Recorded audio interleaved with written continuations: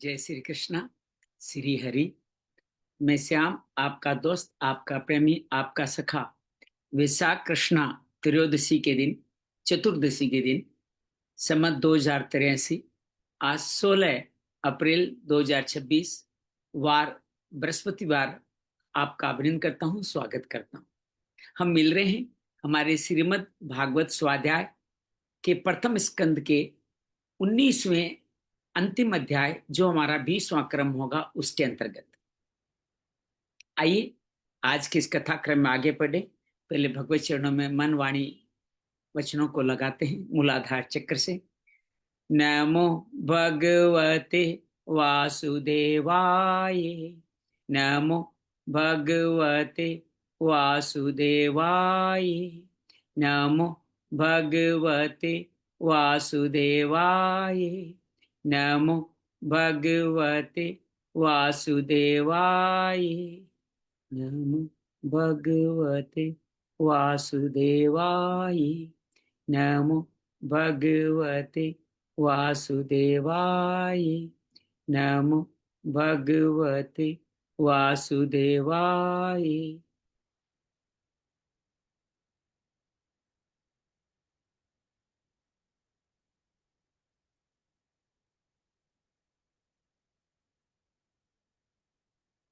वसुदेव सुतं देवं कंस चाणूरमर्दनं देवकी परमानंदं कृष्णं वंदे जगद्गुरुं। श्री कृष्णं वंदे जगद्गुरुं। गुरुर्ब्रह्मा गुरुर्विष्णु गुरुर्देवो महेश्वरा, गुरु साक्षात् परम ब्रह्म तस्मै श्री गुरुवे नमः। गजाननं भूतगणादि सेवितं कपित जम्बू फलचारु भक्षणं उमासुतं शोक विनाशकारकं नमामि विघ्नेश्वराय पाद पंकजं। नमामि विघ्नेश्वराय पाद पंकजं। अतुलित बलधामं हेम शैलाभदेहं धनुजवन कृशानं ज्ञानिनाम अग्रगण्यं सकल गुण निदानं वानराणां देशं रघुपत प्रिय भक्तं वात जातं नमामि। रघुपत प्रिय भक्तं वात जातं नमामि। त्र्यंबकं यजामहे सुगंधिं पुष्टिवर्धन उर्वारुकमेव बन्धनान् मृत्युर्मोक्ष्ये मामृतात्। या देवी सर्वभूतेषु श्रीमद्भागवत रूपेण संस्थिता नमस्तस्यै नमस्तस्यै नमस्तस्यै नमो नमः। श्री व्यास रूपाय कृष्णदेवपनाय नमः। श्री व्यास रूपाय श्री सुखदेवाय नमः। श्री व्यास रूपाय सुतदेव जी महाराजाय नमः। योगेशं सच्चिदानंदं वासुदेव रज प्रेमधरं संस्थापकं वीरं कृष्णं वंदे जगद्गुरुं। श्री कृष्णं वंदे जगद्गुरुं। श्रीमद्भागवत महापुराण की जय। श्री वृंदावन बांके बिहारी लाल की जय। कृष्णाय वासुदेवाय हरिये परमात्मने प्रणत क्लेशनाशाय गोविंदाय नमो नमः। प्रणत क्लेशनाशाय गोविंदाय नमो नमः। शांति शांति शांति। आइए आज के कथाक्रम को आगे ले, उससे पहले पूर्व कथा का थोड़ा संदर्भ कर लेते हैं। आदरणीय गुरुदेव जी निशु का अभिनंदन है, स्वागत है। और फेसबुक ज्ञात अज्ञात जो साथी जुड़ रहे हैं उन सब का भी अभिनंदन है। साथियों, देखा परीक्षित भैया जी जय श्री कृष्णा। मुझे सिर्फ ये बता देना कौन सा वाला चैप्टर से शुरू करेंगे। प्रथम स्कंद का 19वां अध्याय, ठीक ठीक 19वां अध्याय है। ठीक है ठीक है। आसन वर्त तो सुखदेव जी का आगमन से जुड़ा हुआ है। ठीक है, जय श्री कृष्ण। पूर्व कथा ये है कि परीक्षित जी का जन्म हुआ, भगवान के साथ रहे, भगवान की परीक्षा करते रहे, परीक्षित नाम रखा गया। विद्वानों ने कहा बहुत दिग्विजय राजा होगा, लेकिन एक ऋषि के श्राप से तक्षक काटने से इनकी मृत्यु होगी। मृत्यु से पहले सुखदेव जी द्वारा इनको मुक्ति मिल जाएगी। ये उनका इतिहास बताएगा। सुखदेव जी वैसा ही हुए, स्वर्गारोहण पे सारे पांडव भगवान श्री कृष्ण के जाने के बाद सब चले गए, पूरा एक वंश परंपरा समाप्त हो गई। कलयुग के साथ नई वंश परंपरा परीक्षित से शुरू हुई, जिन्होंने अपने मामा उत्तर की बेटी इरावती से विवाह किया। जन्म जी आदि 4 पुत्र हुए। और जैसे कि बताया गया, दिग्विजयी राजाओं पूरे वर्ल्ड पे राज्य कर लिया उन्होंने, और बहुत सारे अश्वमेध यज्ञ भी करे। बहुत सब कुछ शांति से चल रहा था, लेकिन तभी उस शराब का भाग आगे आ गया। ऐसे करते करते उन्होंने देखा एक शुद्ध रूपी राजा एक वृषभ और एक गाय को लात मार रहा है। पता चला कि वृषभ धर्मराज है और 3 पैर उनके खत्म हो चुके हैं। कौन कौन से 3 पैर थे? तप, दया और क्षमा। सरस्वती के पैर पे खड़ा। पृथ्वी माँ भी अभिक्ष, दुर्भिक्ष, अकाल, भूकंप आदि से अपने बच्चों के पीड़ित होने से बड़ी दुखी थी। उसको जो मार रहा है उसको पूछते तुम क्यों मार रहे हो? कि मैं कलयुग, मेरा यह धर्म है, अधर्म करना ही मेरा धर्म है। तो भगवान कहते हैं कहते हैं तुम मेरा, जब मेरे इसलिए मैं तुम्हें मारूंगा। वो उनके चरणों में गिर जाता है और कहता है मैं, आप मुझे मारे मत, मुझे जगह स्थान दीजिए, मुझे भगवान ने भेजा है कि कलयुग आ गया, तुम जाके वहां रहो। तो क्या मेरे राज्य में कई जगह है मिली, तेरे कई जगह नहीं मिली, हर जगह आप तलवार लिए खड़े मिलते हैं। तो पक्षी जी सोच विचार के उनको 4 स्थान देते हैं, जुआ, शराब, व्यभिचार और हिंसा। कलयुग के मांगने पर 5वां स्थान स्वर्ण भी देते हैं। कलयुग खुशी खुशी चला जाता है और कलयुग सबसे पहले शिकार बनाता है राजा परीक्षित को। आप किसी भी अनुपयोगी या जो उस चीज की योग्य नहीं है उसको वो अधिकार देंगे तो सबसे पहले आपका ही विनाश करेगा। कलयुग सबसे पहले आक्रमण करता है परीक्षित पे। कैसे करता है आगे देखेंगे। परीक्षित शिकार करने जंगल में जाते हैं, भूख प्यास से पीड़ित होते हैं और सौमिक ऋषि के समीक ऋषि के आश्रम में जाते हैं। उनको ध्यान मग्न देखकर उनको लगता है ढोंग करे, उनके पानी के लिए नहीं पूछा, इस क्रोध और अहंकार से वो उनके गले मरा हुआ श्राप डाल के आ जाते। उनका पुत्र जो जल के पास नहा रहा था, खेल रहा था, जो 11 साल की उम्र का ही था, उनको दोस्तों ने आके बताया तू यहाँ नहा रहा है, तेरे पिता के साथ क्या हो गया? बिना परिणाम जाने सोचे समझे वहीं से राजा परीक्षित को विधि के विधान के अनुसार श्राप दे दिया। दौड़ करके अपने आश्रम में आया, अपने पिता के देखा, चिल्लाया, रोया, तो पिता जगे और उन्होंने श्राप बाहर निकाल के तुरंत फेंक दिया। उनको कोई फर्क ही नहीं पड़ा। हर एक धर्मात्मा, हर एक ज्ञानी को, तत्वदर्शी को, उनका कोई कैसा अपमान करे उनको कोई फर्क नहीं पड़ता, क्योंकि वो इनसे ऊपर जा चुके होते हैं। लेकिन जब उन्होंने सुना पुत्र ने श्राप दे दिया तो उनका तूने गलत किया है। धर्म का एकमात्र रक्षक बचा था जो कलयुग को लंबे से रोक सका था, उसको ही तुमने नष्ट कर दिया। तुमने अच्छा कार्य नहीं किया। बस यहीं तक कल की कथा थी। अब राजा अपने क्या बोलते राजमहल में पहुंच चुका है। अब क्या घटना करती है और कैसे आगे कथा बढ़ती है, यही श्रीमद् भागवत का मूल है, जड़ यहीं से शुरू होती है। ओम नमो भगवते वासुदेवाय। अथे कौनविंशोऽध्याय। सूतुवाच महीपतिस्त्व तत्क्रम गृहं विचिन्त्यान्यां कृतं सुदुर्मनाः अहो मया नीच मन्नाय त्वत्कृतं निरागसी ब्रह्मणे गुण तेजसी। रात जाने में जो ही पक्षित पहुंचे, उनको जो ही अपना वो कहते हैं अपना वो मुकुट उतारा। पता है वो मुकुट कौन सा था?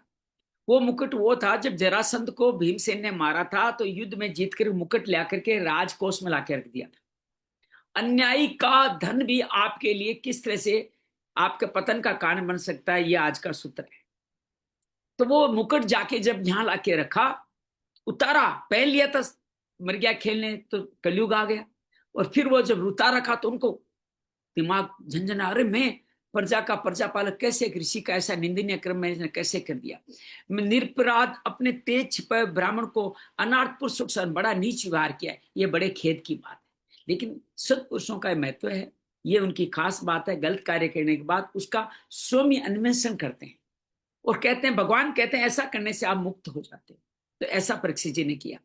दूरम ततो में कृत देवहेल ना तुरत्यं वैष्णव नति दीर्घात तदस्तु कामं त्वग्निष्कर्ताय में यथा ने कुर्या पुनरेव मध्या। अवश्य उस महात्मा के अपमान के फलस्वरूप शीघ्र मुझ पर कोई घोर विपत्ति आएगी। मैं भी ऐसा ही चाहता हूँ। अच्छा, अच्छे आदमी क्या करते, गलत कार्य होता है तो उसके दंड से भागते नहीं। वो कहते मैं भी चाहता हूं मेरे पे ऐसी विपत्ति आए, इससे मेरे पाप का प्रायश्चित हो जाएगा, फिर मैं या कोई और ऐसा काम करने का दुस्साहस नहीं करेगा। ये कौन सोच रहे? धर्म प्रेमी परीक्षित, जो भगवान श्री कृष्ण के साथ गर्भ में कुछ देर तक रहे थे। अदेव राज्यम बलमृदम कौशम पर कौबिल ब्रह्म कुलानलो में दबदस्य पुनर्ते अभ्रुत पापेसी द्विद्विज देव गोप्य। ब्राह्मणों की क्रोधाग्नि आज मेरे राज्य सेना भरे पूरे खजाने जलाकर राख कर दे, जिससे मैं फिर कभी ऐसा कर राख कर दो, मैं कभी दुष्ट की भांति ब्राह्मण देवता और गौ के प्रति ऐसी पाप बुद्धि न करूं। ऐसा परीक्षित जैसे धर्मात्मा सोच रहे हैं। स चिंतित निसम नाशनोद यथा मुने सुक्तोति निरुतिस्काख्य से साधु मैंने नचीर्ण तक्षा नलम प्रसत से वृत्ति काम। वे इस प्रकार ही चिंता ही कर रहे थे कि उन्हें मालूम हुआ कि ऋषि कुमार के हिसाब से तक्षक मुझे डसेगा। कहते मालूम कहां से पड़ा? स्वयं समीक ऋषि ने अपने शिष्य, नाम बोल रहा हूं, कुछ नाम था उनका, उन्होंने वहां भेजा कि मेरे पुत्र ने इस तरह का श्राप दे दिया है, आप जो कर सकता है कर लीजिएगा, मैं ये मेरी मर्जी से नहीं हुआ है, ये अच्छा नहीं हुआ है, मैं उसके लिए खेद प्रकट करता हूँ, क्षमा करता हूँ। ऐसा समय से मैसेज अपने एक शिष्य के माध्यम से इनको भेजा। तो उन्होंने कहा, उनको पता चल गया, तो कहते अरे तक्षक मुझे बहुत भला मालूम होता है, लगता है बहुत दिनों से मैं संसार में आसक्त हो रहा था, अब मुझे शीघ्र वैराग्य होने का कारण पता चल गया। देखिए गुरुदेव जी, जीवन में समस्याएं आएगी, उस समस्याओं का समाधान ऐसा भी तो ढूंढा जा सकता है कि ये समस्याएं मेरे को वैराग्य देने के लिए आई है, ये समस्याएं मुझे आसक्ति से दूर करने के लिए आई है। वो आसक्ति मोह की हो सकती है, अहंकार की हो सकती है, क्रोध के कारण हो सकती है। ये समस्याएं मुझे मुक्त करेगी। हर समस्याओं का अभिनंदन करें, स्वागत करें। ये इस तीसरे चौथे श्लोक का सूत्र हमें समझ में आता है। अथो वे आममुम च लोकम विमर्शितो ये त्या पुरस्तात् कृष्णाविंगा सेवम अधिमन्यमान उपाविशित प्रात्यम मत्यम अनधाम। में श्लोक और प्रलोक के भोगों को तो पहले से ही तुच्छ और त्याज्य समझते थे। कौन? परीक्षित जी। अब उनका स्वरूप त्याग करके भगवान श्री कृष्ण चरण कमलों की सेवा को ही सर्वोपरि मानकर क्या किया उन्होंने? अनशन व्रत लेके गंगा तट पर बैठ गए। उससे पहले अपने सारे कार्य पूरा किए। क्या किए? अपने पुत्र जन्मजय को ला करके उसको सिंहासन में बैठा दिया, उसको प्रजा का सारा काम काज संभला दिया। अर्थात आप कहीं भी जाए, आपके निर्धारित जो कर्म है वो आगे सौंप के जाए। अगर निर्धारित कर्म सौंप के नहीं जाते हैं तो अपना कर्तव्य अधूरा करते हैं। क्यों? आप पे जो निर्भर लोग हैं उन लोगों का क्या होगा? जो घर में गाय है, बहन है, भाई है। इसलिए माता पिता जब अपने वसीयत लिख के जाते हैं तो अपने बेटियों और बेटियों के बेटों के लिए भी, हमारे हिंदू धर्म में बेटियों का अलग से महत्व नहीं दिया गया, लेकिन हमारे पिताओं ने इसकी व्यवस्था जरूर की है। वो जब भी अपनी वसीयत लिखते हैं या अपना संदेश लिख के जाते हैं, बेटों को भले ही सारी संपत्ति दे जाए, लेकिन बेटियों के सारे कर्तव्य के प्रति पूरा निर्धारण करके देखे जाते हैं। कल मेरे भाई साहब के बारे में उन्होंने अपनी 3 पोतियों, बेटियां नहीं है उनके, 3 पोतियों के नाम एक अच्छी खासी धनराशि सोना वगैरह लिख करके चले गए कि इनका या इन्हीं के काम आने वाला। तो हर भले ही हमारे बेटियों का हक नहीं हो, लेकिन सनातन धर्म हमारा ये कहता है कि हम बेटियों के और उनके पुत्रों के उचित पालन पोषण की व्यवस्था करके जाए। और सदपुरुष पुत्र भी ऐसा ही करते हैं, वो अपनी बेटियों बहनों के लिए सब कुछ करते हैं, लेकिन पिता का कर्तव्य उन्होंने निभाया। तो सारी जिम्मेदारी प्रजा की कौन कैसा क्या संभलवाई जन्मजय को, और अनशन व्रत लेके गंगा के तट पर चले गए। यहाँ पे कहानी एक नया मोड़ ले रही है। या वेलस्य तुलसी विमिश्र कृष्णांगेश्वि काम पुनेत्री पुनाति लोकान भयत शेषन कस्ताम न सेवत मनुष्यमान। गंगा जी का जल भगवान श्री कृष्ण के चरण कमलों का पराग लेकर जो प्रवाहित होता है। कि ये कहानी कहाँ से जुड़ी है? जब भगवान ने वामन अवतार में अपना पैर रखा था ब्रह्मलोक में, तो ब्रह्मा जी ने उनके चरण की रज को धोया, उसी से गंगा हुई। तो उस गंगा जल में भगवान श्री कृष्ण के पराग थे, चरण रस थी, वो तुलसी की गंध से मिश्रित है, क्योंकि भगवान तुलसी मय ही है, तो तुलसी गंध से मिश्रित है। यही कारण है लोकपालों के सहित ऊपर नीचे के समस्त लोगों को पवित्र। लोकपाल कौन? हर लोक के एक एक पालक बताए गए हैं। जैसे हमारी दिक्पाल भी, हमारे सब दिशाओं के भी एक एक पालक बताए हैं। उत्तर दिशा का अलग पालक है, जैसे ईशान कोण के भगवान श्री शिव जी पालक है ना। यमराज है, एक तरफ कुबेर है, एक तरफ यक्ष है, एक तरफ इंद्र है, एक तरफ अग्नि देवता है, एक तरफ वायु देवता है, पृथ्वी है, आकाश है। 10 दिक्पाल बताए गए। वैसे हर लोक का भी एक लोकपाल बनाया गया है। लोकपाल उस ऊपर समस्त लोगों को पवित्र कौन करती है? गंगा, क्योंकि वो त्रिपद गामिनी है, 3 लोकों में बहती है। तो इसलिए तो ऐसा कौन सा मरणासन पुरुष होगा जो उसका सेवन नहीं करेगा? तो उन्होंने उसका सेवन किया गंगा जल का। मरणासन को करना चाहिए। हम लोग क्या करते? मृतक को करते हैं, कल्याण उसका भी करती है, लेकिन मरणासन अगर ये सेवन करे तो बहुत कल्याण होगा। इति वे छिवित्स पांडवे प्रायोवश्यम प्रति विष्णु पद्याम दुद्यो मुकुंदांगिन अनन्य भाव मुनि वर्तो मुख समत संग। इस प्रकार गंगा के तट पर आम्र अनशन का निश्चय करके समस्त आसक्तियों का परित्याग किया और मुनियों का व्रत, मुनि की तरह व्रत स्वीकार के अनन्य भाव से श्री कृष्ण के चरण कमलों का ध्यान करने लगे। अभी ध्यान करना पहले अनशन, जिम्मेदारी से मुक्ति, अनशन, उसके बाद गंगा का तट और वहां पे ध्यान। ये 4 कर्म हुए। इन 4 कर्मों का फल क्या हुआ अगले श्लोक में सुनिएगा। तत्रो बजर भुगेर्वन पुनः मानुभाया मुने शस्या प्राण तीर्थ उपदेश स्वयं तीर्थांति पुनः तीर्थ। उसमें त्रिलोकी को पवित्र करने ये फल मिला। बड़े बड़े महानुभाव ऋषि अपने शिष्यों के साथ वहां पर आए। संत जन प्राय तीर्थ यात्रा माने तीर्थ स्थानों को पवित्र करने आते रहते। अब इसके पीछे बड़ा राज है। गंगा जब धरती पर आने से संकोच कर रही थी कि वहां तो पापी मुझे मेली कर देंगे, मेरा क्या होगा, तो भगवान ने कहा चिंता मत करना, संत भी तुम्हें स्नान करेंगे, तुम्हारा वापस उतना ही पवित्र कर देंगे। इसलिए संत जन आज भी तीर्थों में इसीलिए जाते हैं कि गंगा पवित्र हो जाए। अब वहां कौन कौन से ऋषि है, आइए उनका सद्भाव से नाम सुनते हैं। अत्रि वशिष्ठ चेवन सद्वा सर्द्वा नृष्टि भृगुरिंग अंगिराश्च पराशरो गादि सुतो अथ राम उत्थे इंद्रियम पमेद वाहो मेघाथिदिर देवल आष्टिर पेणो भारद्वाजो गोतमय पिपलाद है पित्रे ओवर करो से कुंभ योनि द्विपायुनो भगुनार्दश्च अन्य च देव ऋषि ब्रह्मषि वर्याम राजषि वर्याम अरुणोदायश्च नानाचर्य परवान समेता न बर्चे राजा शिक्षा वपंदे। वहां पे अत्रि मुनि, सातों सप्त ऋषि को नाम है ये, अत्रि वशिष्ठ चेवन, जिनकी आगे बहुत सुंदर कथा आएगी, सरद्वान अरिशनेमी भृगु अंगिरा पराशर विश्वामित्र परशुराम जी जो भगवान के अवतार थे लेकिन ब्राह्मण अवतार थे, उत्तभ्य इंद्रपद इदमावय मेघातिथि देवल आष्टिपेण भारद्वाज गौतम पिपलाद मैत्रिय और्य कविय अगस्त्य भगवान व्यास नारद, इसके तत्व और भी कई श्रेष्ठ देव ऋषि ब्रह्म ऋषि अरुणादि राज ऋषियों का शुभागमन हुआ। इसका विभिन्न विभिन्न गोत्रों के मुख्य मुख्य ऋषियों को, हमारे जो गोत्र है उनका एक ऋषि होता है। इन 7 से मुख्य गोत्र है, उसके बाद कई उप गोत्र बने जो ऋषियों के शिष्यों के द्वारा माने जाते हैं। सत्कार किया और उनके चरणों में अपने आपको धन्य भागी माना कि ध्यान का कितना उचित फल मिला है, और उन्हें सिर कर वंदना की। तो जब आप ध्यान करते मुक्ति नहीं गुरु मिलते, ये भाव बनाए रखिए। सुखोपर विष्टवेत तेषु भय कृत प्रणाम स्वकिश्चित विज्ञाय पास विविक चेता उपस्थितो अभिगृहित पाणी। जब सब लोग आराम से अपने अपने आसनों पर बैठ गए तब महाराज परीक्षित ने उन्हें फिर से प्रणाम किया। उनके सामने खड़े होकर शुद्ध हृदय से अंजलि बांधकर जो कुछ कहना चाहते थे उसे सुनाने लगे। अंजलि को बांधा मतलब नमस्कार की मुद्रा, और ये सुनाने लगे। क्या राजोवाच है, परीक्षित क्या कह रहे हैं? अहो वयम धन्यतमा निर्पाण महत्मान अनुग्रहण शीला राजाम कुलम ब्राह्मण पाद सोचा दुराद विश्रमवत ग्रह क्रम। ओह समस्त राजाओं में मैं बड़ा धन्यतम हूं, क्योंकि अपने शील स्वभाव के कारण हम आप महापुरुषों के कृपा पात्र बन गए। अपने आप पे गर्व ऐसा करना अच्छा है। राजवंश के लोग प्राय निंदित कर्म करते हैं और ब्राह्मणों के चरण धोन से दूर रहते हैं। ये कितने खेद की बात है। आगे कहते हैं तस्य मेघस्य परावरेशो वेक्षितस्य गृह भिक्षम निर्वेद मूलो दिशापरूपो यत्र प्रसक्तो भय मासु धत्ते। मैं भी राजा हूं, निरंतर दे गे दे शरीर और उससे जुड़े हुए ग्रहण करने वाली इंद्रियों के द्वारा जो विकार है उनसे मैं आसक्त हो गया, मैं भी पाप रूप हो गया हूं। इससे भगवान ही ब्राह्मण के साप के रूप में मुझ पर कृपा करने के लिए पधारे। जो श्राप दिया वो भगवान ने दिया, उस ब्राह्मण ने नहीं दिया। आपके जीवन में कोई आपका शत्रु आपका बुरा करे ना, उस शत्रु के प्रति करुणा रखना, उसके प्रति कई गलत भाव में नहीं रखना। आप समझना उसके माध्यम से भगवान आप पे कृपा करने हैं।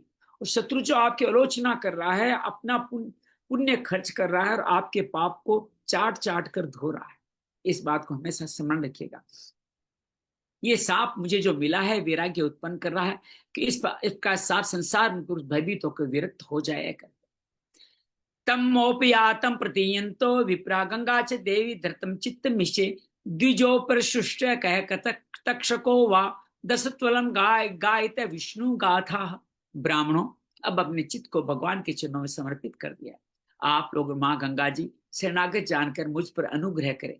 ब्राह्मण कुमार के साप से प्रेरित कोई दूसरा कपट से तक्ष का रूप तक मुझे डस ले तथा स्वयं तक्ष आके डस ले, इसकी मुझे तनिक भी परवाह नहीं।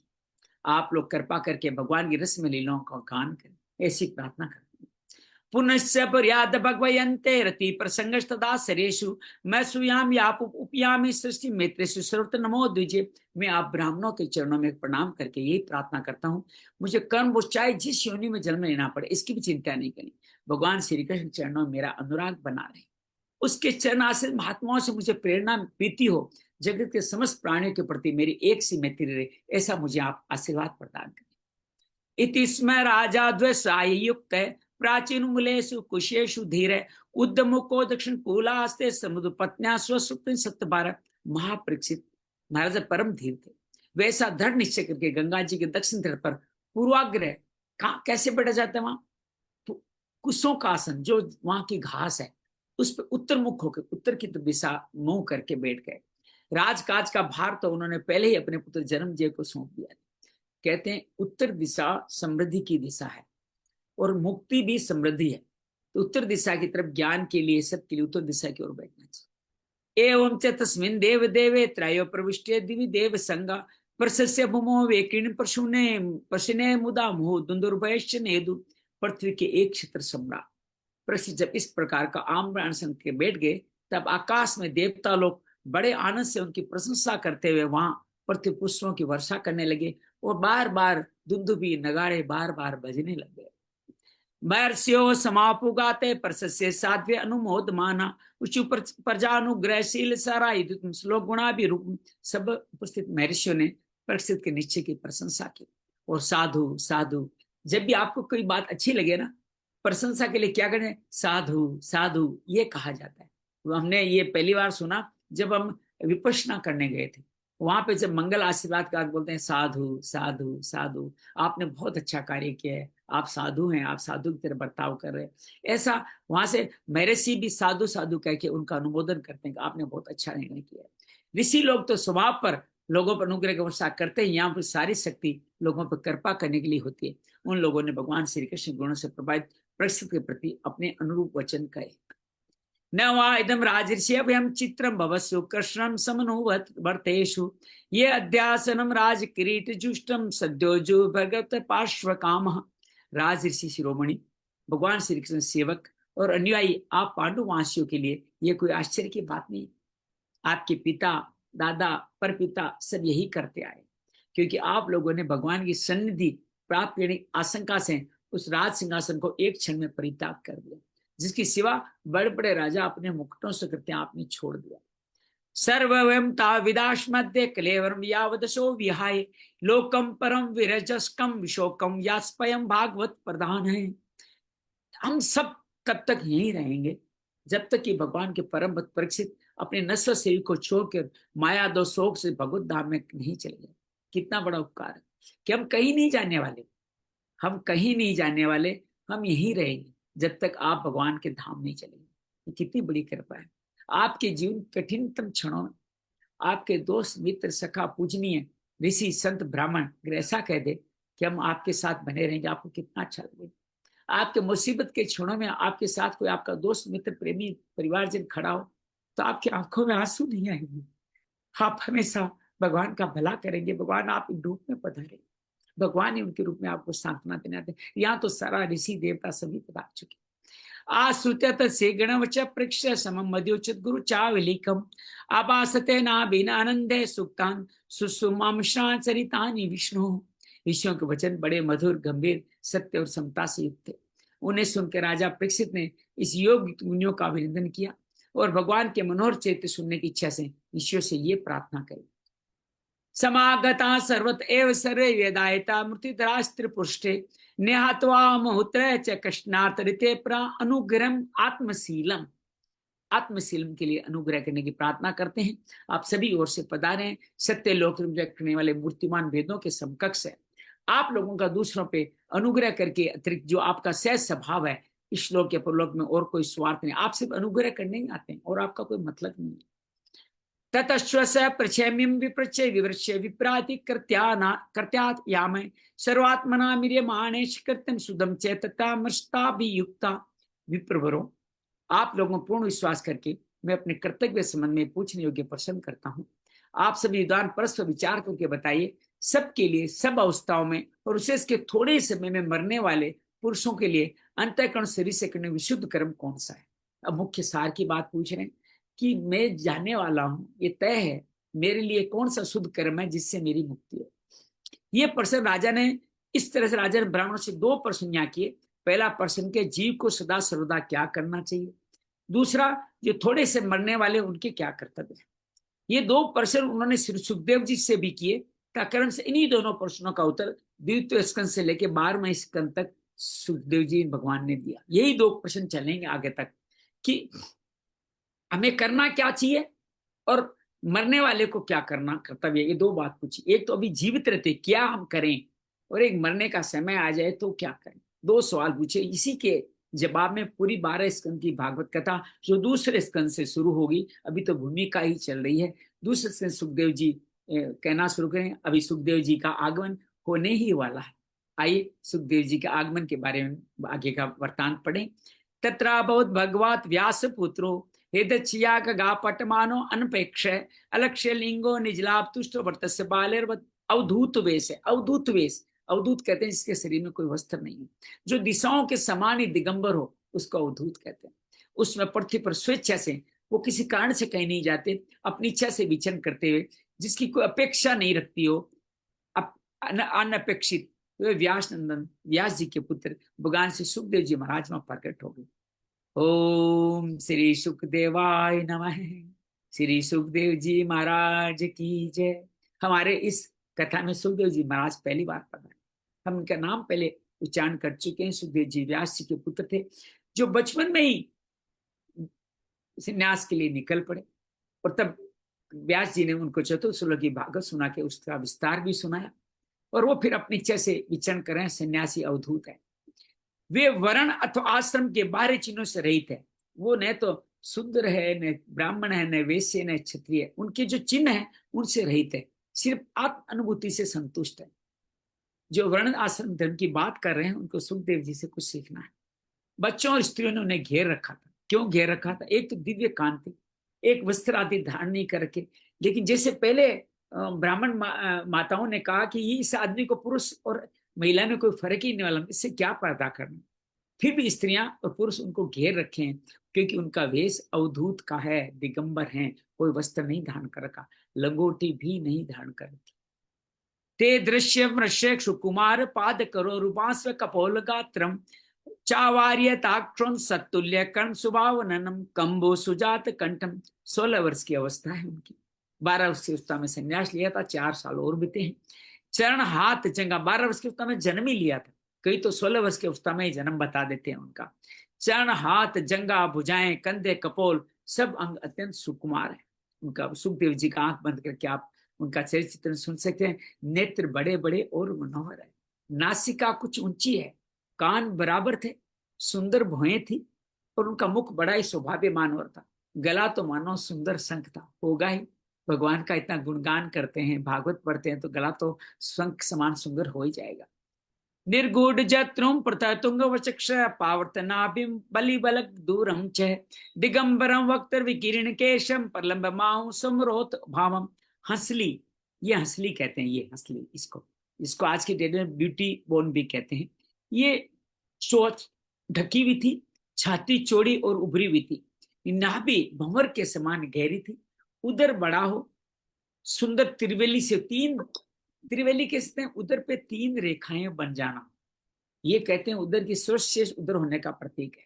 आजकल जो 6 8 8 की बात करते हैं ना, हमारा ग्रंथ कहता है कि आपके पेट पर नाभि गहरी हो और 3 रेखाएं, 3 सलवट पड़ी हुई होनी चाहिए आपके पेट में, वो सबसे उत्तम शरीर कहा गया है। लंबी लंबी भुजाएं हैं उनकी, मुख पर घुंघराले बाल बिखरे हुए, और दिगंबर वेश में शेष देवता के समान और तेजस्वी जान पड़ते हैं, ऐसा वहां कहा गया है।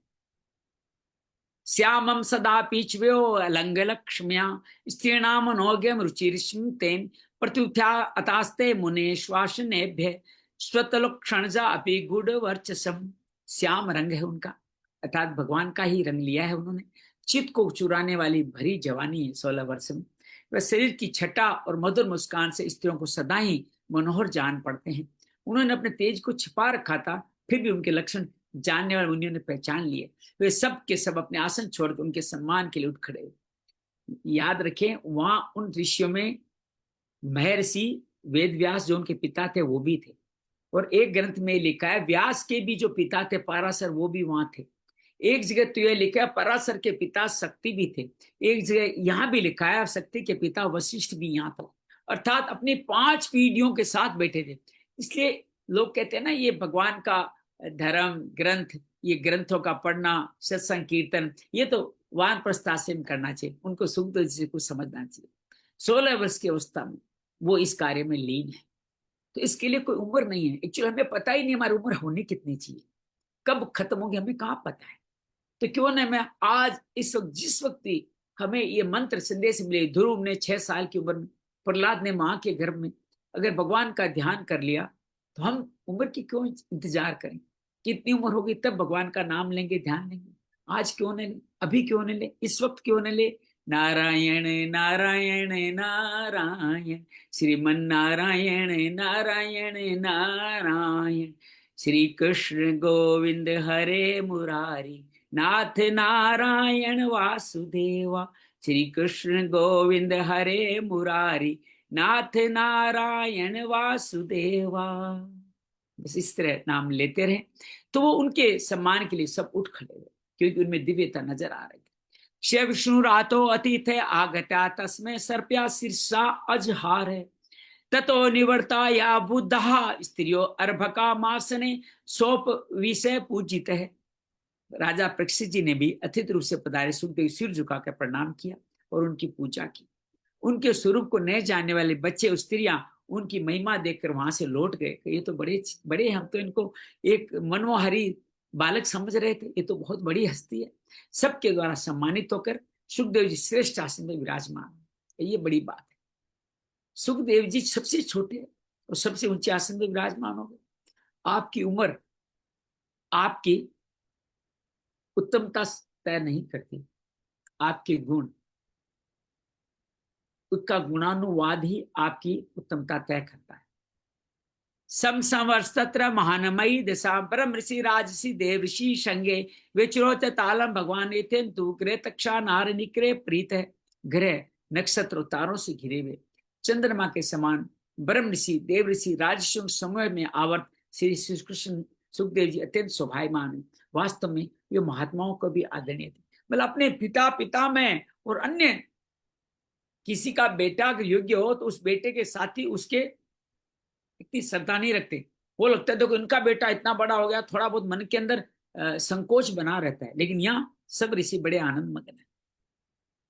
पर शांतम आसीनम कुंठम मेद सम्मुनि नरपो भागवतो अभ्युपेते प्रणय मूर्ध्वावित कर्तांजलित्वाग्रा स्मृतान पृच्छित है। जब प्रखर बुद्धि सुखदेव जी शांत भाव से बैठ गए तब भगवान के परम भक्त पक्षी ने उनके समीप पाकर उनके चरणों पर सिर रखकर प्रणाम किया। एक बार फिर बता दूं, गुरु माता पिता के चरणों में सिर रख के प्रणाम किया जाता है, जिसे भगवान श्री कृष्ण ने हमें सिखाया था। उनके लिए हाथ बनाना, पैरों को हाथ लगाना उचित नहीं है। फिर खड़े होकर हाथ जोड़ के नमस्कार किया। बड़ी मधुर वाणी में यह पूछा।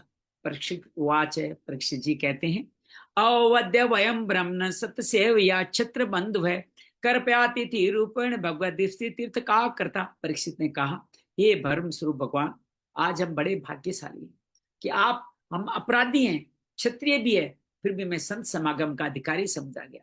आप कृपा पूर्वक अतिथि रूप से उतार कर आपने हमें तीर्थ के तुल्य पवित्र बना दिया, हमें तीर्थ बना दिया। आपके आने से हम तीर्थ बन गए। संत के आने से घर तीर्थ बन जाता है। ये साम संस्मरणात्मो साम सद्य शुद्धंति वे ग्रह की पुनर्तन स्पर्शम पाद सोच सनादमी। आप जिससे महात्मा के स्मरण मात्र से ग्रस्तों घर तत्काल पवित्र हो जाते।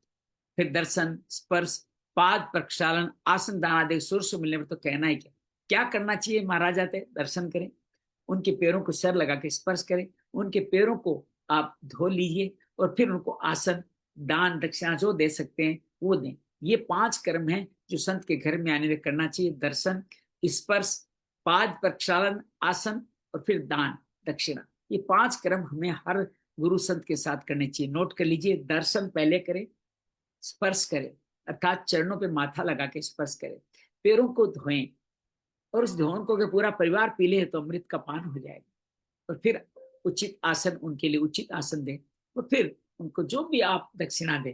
मैं तो कहता हूँ संत को दक्षिणा में अपने विकार दे दिया करें, संत बहुत खुश होंगे। उन पे विकार जो नहीं है, धन आदि तो उनको चाहिए नहीं, उनको क्या चाहिए, जो नहीं है वो दीजिए ना। उनके पास धन की आकांक्षा नहीं, विकार नहीं, विकार अपने सारे उनको दान दे दीजिए। ये है 5 सूत्रीय संतों का जो सम्मान करने का तरीका। सन्निध्याने महायोगिन पातकाने महात्यंतपि सदो नृषति वे पैसा विष्णु सुरेत्रा। महायोगी जैसे भगवान विष्णु के सामने द्वितीय लोग नहीं ठहरते, वैसे आपके सन्निधि से बड़े बड़े पाप भी तुरंत नष्ट हो जाते हैं। ये संत के लिए उन्होंने कहा। अपि में भगवान प्रीत कृष्ण पांडु सुत प्रिय पेप स्वय प्रीत्य तदो गोष्ठ बांधव। अवश्य ही पांडव सुत भगवान श्री कृष्ण मुझ पर अत्यंत प्रसन्न है। उन्होंने अपने फुफरे भाई की प्रसन्नता के लिए उन्हीं के कुल में उन्होंने मेरे साथ भी अपनेपन का व्यवहार किया। कोई संत आता है तो अपने पूर्वजों को भी स्मरण किया करें। ये उनके संस्कारों का फल है कि आपके यहाँ संतान है। और भगवान की सन्निधि उनको पूर्वजों को प्राप्ति, खुद परीक्षित जी ने भी भगवान को अपने सह शरीर देखा था, इसलिए उनकी सन्निधि से वो बड़ी प्रसन्नता है मेरे साथ आपने अपनेपन का व्यवहार किया। अन्यथा ते वक्ते दर्शन कथम ननाम निरंतराम म्रियमाणाम संसिद्धस्य वनीश्य। भगवान श्री कृष्ण की कृपा अगर नहीं होती तो आप सरीखे एकांत वनवासी अव्यक्त गति, जिनकी गति को कोई व्यक्त नहीं कर सकता, परम सिद्ध पुरुष स्वयं पधार कर इस मृत्यु के समय मेरे जैसे प्राकृत अर्थात जो शरीर में ही लीन है ऐसे मनुष्यों को दर्शन क्यों होंगे। प्रकृति और पुरुष याद कीजिएगा, प्रकृति से उत्पन्न हम सब प्राकृत हैं, इस मनुष्यों को क्यों दर्शन देते। अत पृच्छामि संसितम योगिनां परम गुरुम पुरुष ऐसे कार्य म्रियमाणस्य सर्वथा। आप योगियों के परम गुरु है, इसलिए मैं आपसे परम सिद्धि के स्वरूप और साधन के संबंध में प्रश्न कर रहा हूं। जो पुरुष सर्वथा मरणासन है उनको क्या करना चाहिए। वही सवाल जो संतों को पूछा था, दोबारा उन्होंने सुखदेव से पूछ लिया। यच्युतो मयिवेतोजम यत् कर्तव्यम निर्भी प्रभो समत्यम भजनम व ब्रूहि यदा विपर्यम। भगवान साथ में ये भी बताइए कि हम मनुष्य मात्रों को क्या क्या करना चाहिए, ताकि ऐसी नौबत आए ही नहीं। वे किसका स्मरण करें, किसका जप करें, किसका स्मरण करें, किसका भजन करें तथा किसका त्याग करें। देखिए 7 सवाल बड़े अद्भुत है। 2 सवाल तो वही है, मनुष्य को क्या करना चाहिए, दूसरा मृतनासन को क्या करना चाहिए। मनुष्य को क्या करना चाहिए उसका फिर उन्होंने विस्तार किया है कि किसका क्या सुने, क्या जप करें, किसको याद करें, किसका भजन करें और किसका त्याग करें।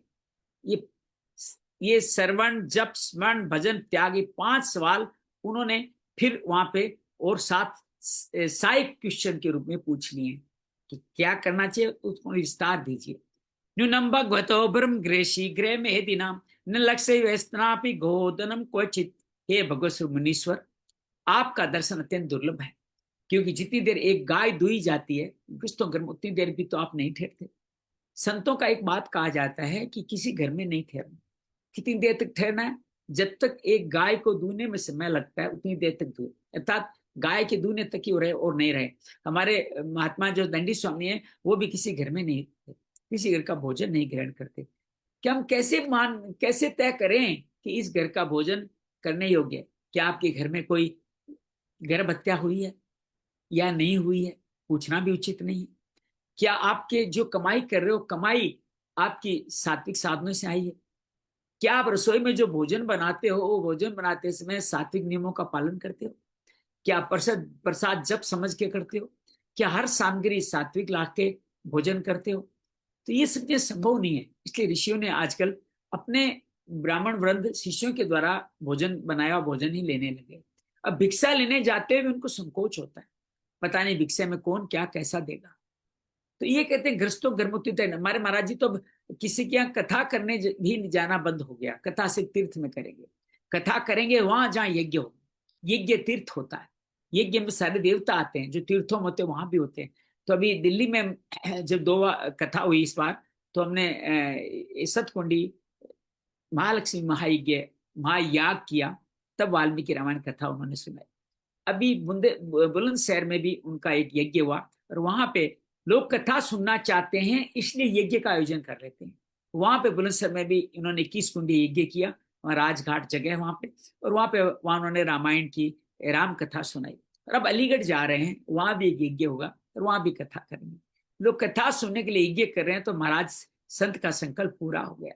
तो इस तरह से उनकी प्रशंसा कहते हैं। श्रुतवाच है। अब सूत जी कहते हैं, एवमावसिदि पुरुष सैराग्या शलकणया गिरा प्रत्यबास धर्म को भवान बाद रियाणी। सूत जी कहते हैं, राजा ने बड़ी मधुर वाणी से इस तरह से संभाषण में प्रश्न किए।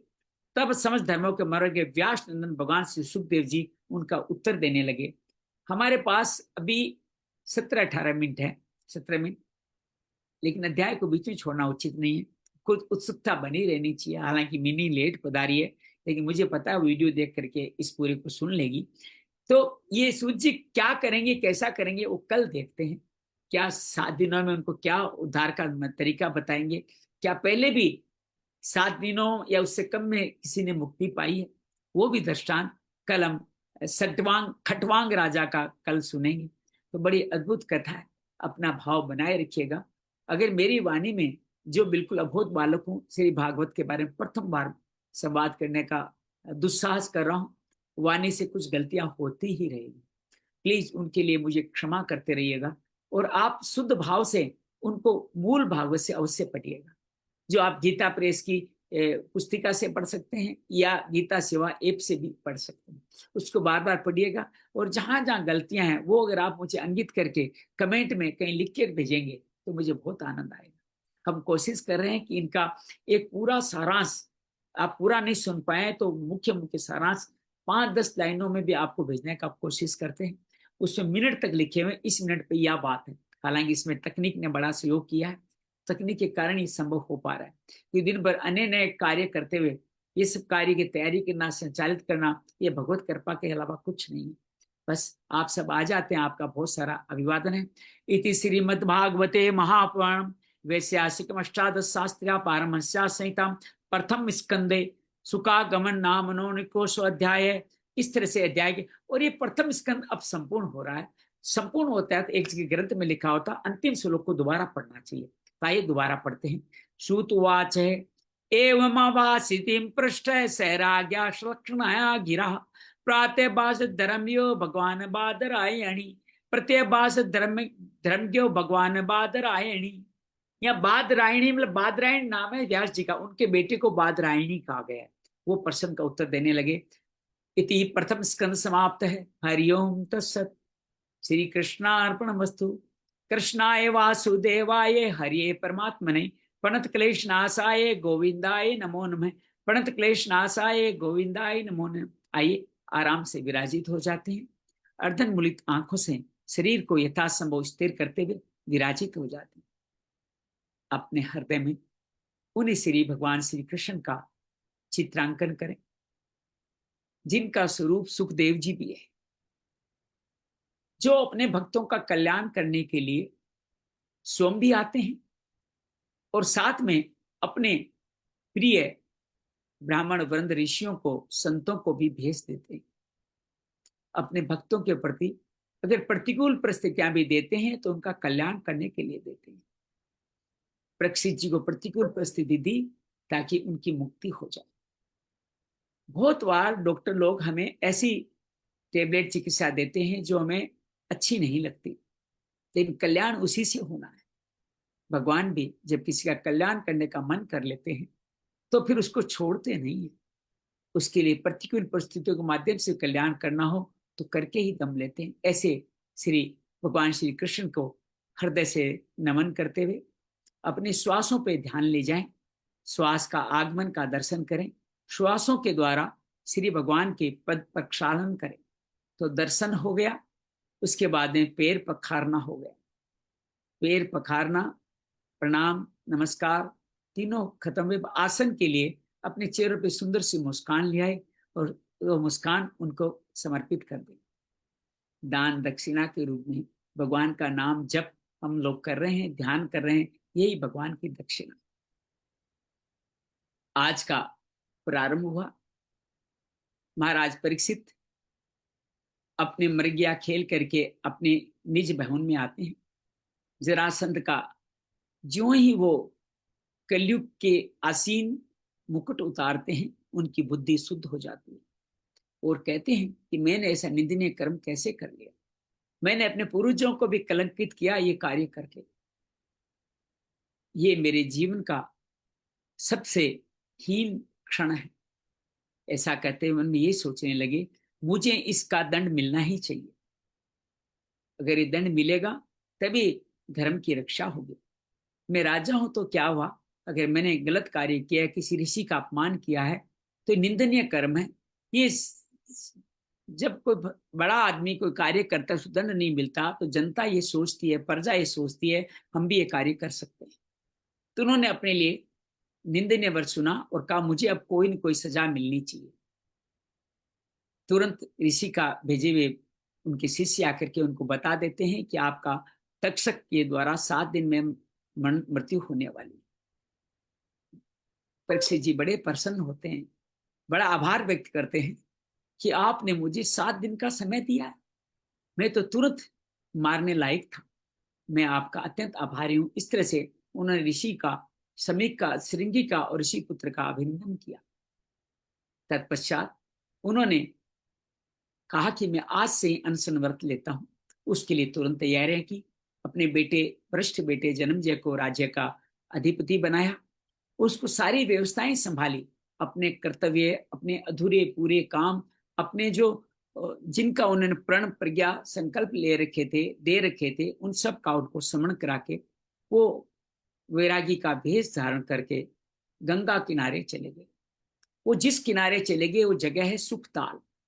आप अगर देखेंगे तो हस्तिनापुर, जहां वो राजा का मेन सिंहासन था, राज का राजधानी थी, वहां से लगभग आज के समय में, उस समय में क्या रहा होगा मैं नहीं बता सकता, आज के समय में लगभग 100-125 किलोमीटर दूर सुखताल है, जहां गंगा, हमारे इधर से नजदीक गंगा वहीं बहती है।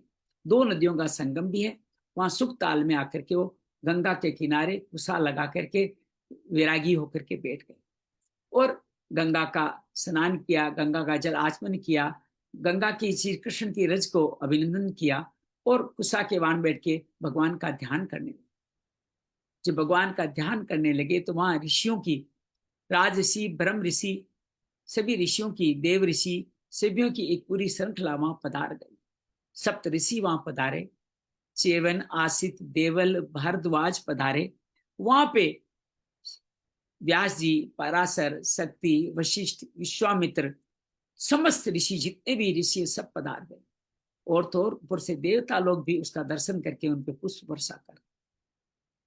वहां पे परीक्षित जी सभी ऋषियों का अभिनंदन करते हैं, कृतज्ञता समर्पित करते हुए 2 सवाल पूछते हैं कि इस जीवन में जीवन जीने के लिए मनुष्यों को क्या करना चाहिए और मरणासन व्यक्ति को क्या क्या धर्म बताए गए। ये बातें कह करके ऋषि सब उनकी प्रशंसा करते हैं, आपने उचित प्रश्न पूछा है। तभी तुरंत एक घटना घटती है। बालकों और स्त्री से घिरे हुए अवधूत दिगंबरधारी व्यास पुत्र सुखदेव भगवान वहां पधारते। सुखदेव भगवान का सुंदर शरीर चित्रण किया गया।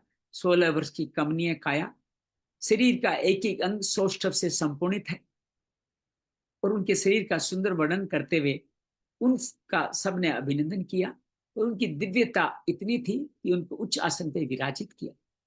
पर भगवान सुखदेव जिसको मान अपमान से कोई मतलब नहीं था, वो उस आसन पर विराजित भी हो जाते। विराजित हो जाने के बाद महाराजा परीक्षित ने उनको वही 5 कर्म किए, अर्थात उनके दर्शन, चरणों पे शीश रख के चरण स्पर्श और उनके पैरों का गंगा जल से प्रक्षालन किया। तत्पश्चात उनको उचित आसन प्रदान करते हुए अपनी दान दक्षिणा के रूप में अपने ये 2 सवाल पूछे। वही 2 सवाल, मरणासन व्यक्ति को क्या करना चाहिए और जो अभी जीवन जी रहा है उसको क्या क्या करना चाहिए। उसने 500 क्वेश्चन भी पूछे कि उनको कौन सा जप करना चाहिए, कौन सा तप करना चाहिए, कौन सा दान करना चाहिए, क्या भजन करना चाहिए, क्या श्रवण करना चाहिए, क्या स्मरण करना चाहिए, ये सब भाव पूछे। अब सुखदेव जी विराजित हो चुके हैं और महाराजा परीक्षित के इन सवालों का जवाब अगले अध्याय प्रदान करेंगे।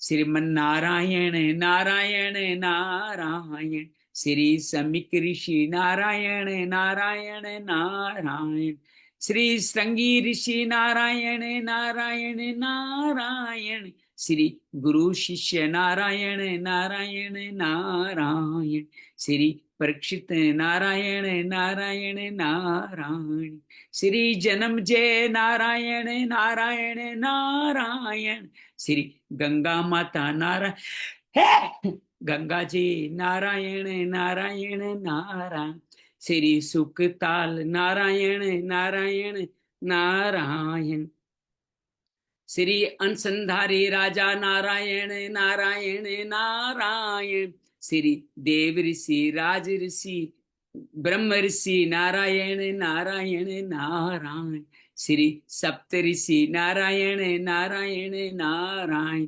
श्री व्यास शक्ति पाराशर वशिष्ठ नारायण नारायण नारायण, श्री विश्वामित्र भारद्वाज परशुराम नारायण नारायण नारायण, श्री सुखदेव जी नारायण नारायण नारायण, योगेशम सचिदानंदम वासुदेव रस प्रियम धर्म संस्थापकं वीरं कृष्णं वंदे जगद्गुरुं श्री कृष्णं वंदे जगद्गुरुं।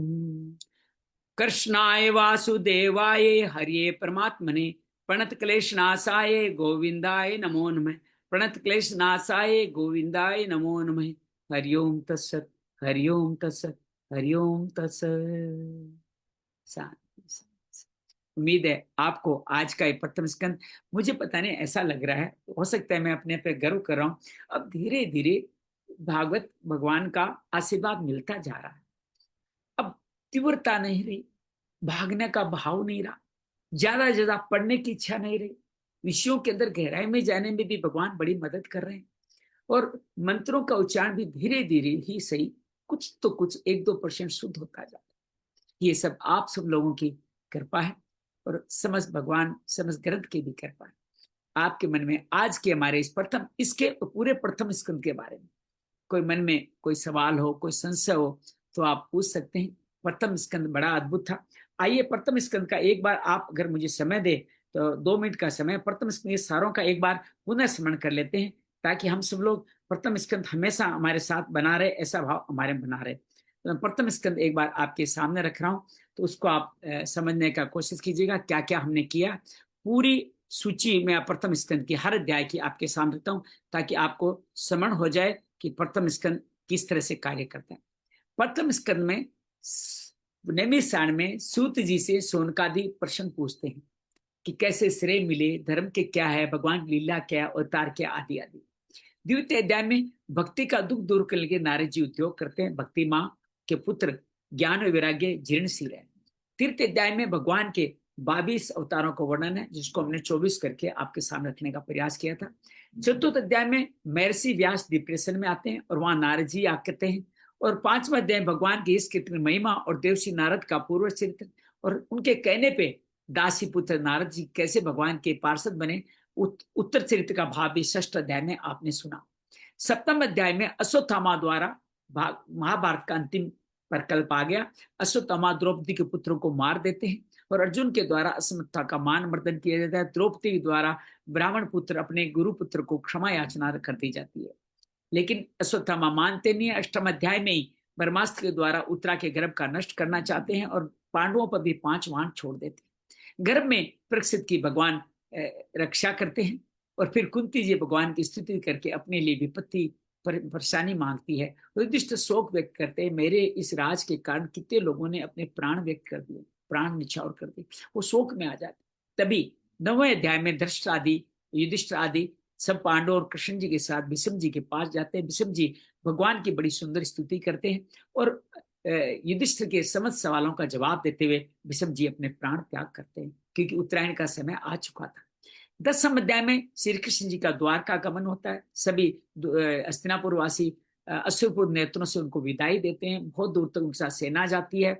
और एकादश अध्याय में द्वारका में भी श्री कृष्ण का वैसे ही स्वागत होता है। सबसे पहले माताओं के पास, समस्त बाद में अपनी पत्नियों के पास जाते हैं। पत्नियों के प्रदेश जाने वाले 5 धर्म बहुत अद्भुत है। जब पति दूर हो तो पत्नियों को कैसा जीवन जीना चाहिए वो इसमें बताया गया। आपको ये अलग लग सकता है, बुरा लग सकता है, लेकिन विश्वास कीजिए ग्रंथों में जो कुछ लिखा हुआ है वो पति पत्नी के आपसी संपत्तियों को बढ़ाने के लिए कहा गया है। एकादश अध्याय में द्वारका में श्री कृष्ण स्वागत हुआ, और इधर 12वें अध्याय में श्री परीक्षित जी का जन्म हुआ। जन्म होते ही संतों ने बताया कि ये बड़ा दिव्य धर्मज्ञ होगा, लेकिन इसकी मृत्यु तक के काटने से उससे पहले मुक्ति मिल जाएगी। 13 अध्याय में विदुर जी के उपदेश से धृतराष्ट्र, गांधारी और विदुर तीनों चले जाते हैं और भगवान के परम ध्यान को पहुंच जाते हैं। चतुर्थ अध्याय में हमने देखा कि अचानक युधिष्ठिर को बहुत सारे अपशकुन होते हैं। उधर अर्जुन द्वारका गए तो वो भी न्याय शंका करते हैं कि क्या वहां कुछ बुरा घट गया है, क्या अर्जुन ने कुछ गलत कार्य तो नहीं कर दिया, कि भगवान अपनी लीला समेट कर नहीं चलेगी। नारद जी ऐसा संकेत देख के गए थे। तो वो अर्जुन द्वारका से लौटते हैं और बताते हैं भगवान श्री कृष्ण ने हमें ठग लिया है।